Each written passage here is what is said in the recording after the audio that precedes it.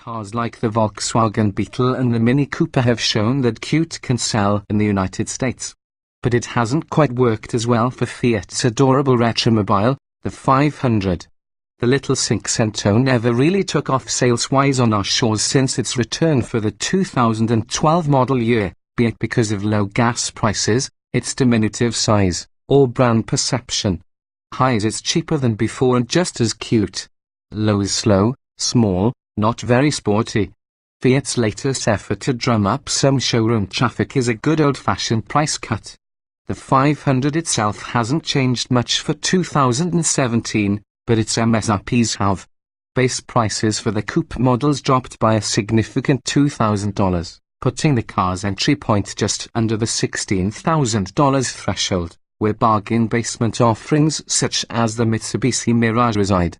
The Fiat's sticker can still rise above $20,000 as you add options, but in the case of our $20,365 500C convertible test car, getting the same amount of equipment in 2016 would have cost several $1,000s more. The Fiat doesn't look that cheap. On the contrary, it's quite fashionable and distinctive, its rounded and nicely detailed look having aged well. It also offers all sorts of customization possibilities including fun colors and a variety of trim packages. Our test car wasn't quite so eye-catching with its subdued grey rhino paint, but it did feature a sport package with tasteful darkened headlight bezels, a body kit, body color fascias, and 16-inch wheels that look larger than their size suggests given the petite stature of this car. It's teeny tiny while the original Fiat 500 was widely known as a paragon of space efficiency. There's no getting around the current car's size when you try to stuff 4 adults inside. Yes, it can be done, in a pinch. Measuring a scant 139.6 inches long, the Fiat is nearly 2 feet shorter than a Honda Fit, and that shows in the rear seats. There's little legroom and limited headroom back there, and the cushions are thinly padded.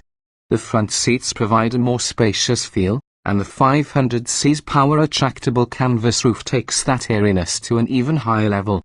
It has 3 primary positions, closed, halfway open for a sunroof-like aperture, and fully retracted back to the trunk lid. One benefit of a convertible top of this type is that it doesn't add much weight to the tiny Fiat, which tips the scales at just 2,479 pounds. There is a slight loss in structural integrity, as we noticed a bit of cowl shake and some rattles. The 500C surely isn't a corner carver, with its tall seating position and narrow body imparting a tippy feel as you push toward its 0.82 grams limit of grip. You get what you don't pay for. Now that the little Fiat is cheaper, we're more willing to forgive the somewhat low-end plastics used throughout the cabin. Spending more money allows you to spice things up by adorning the cabin with fancier upholstery options and bits of colored trim, but in all versions, the dashboard is simplistic in its design. A touch screen mounted atop the center stack is flanked by volume and tuning knobs, while an array of buttons lower down operates the climate control system. There are a few oddities, such as the power window controls located on either side of the shifter and the kitchen-looking digital gauge cluster. The car's touchscreen is a dumbed-down version of Fiat Chrysler's typically intuitive Uconnect system.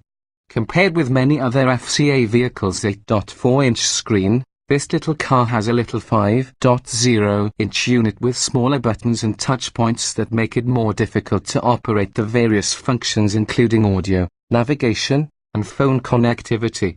Small also applies to what's in the engine compartment. A 1.4-litre inline-four with just 101 horsepower and 97 lb-ft of torque that has motivated the 500 since it first arrived on our shores.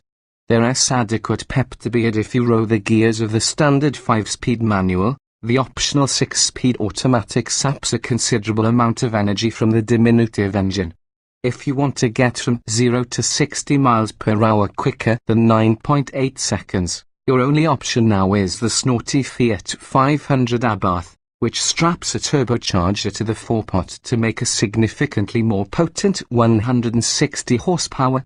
The in-between option, the 135 horsepower 500 turbo, has disappeared from the lineup. But with the Abarth's extroverted exhaust note being its chief standout feature, we wonder why you'd bother spending more. A 500c Abarth starts at $22,485, for just a tad bit more excitement. Better to keep it simple and stick to the 500's best attributes, its cheapness and its cheerfulness. Maybe the new lower price will help more Americans discover those virtues.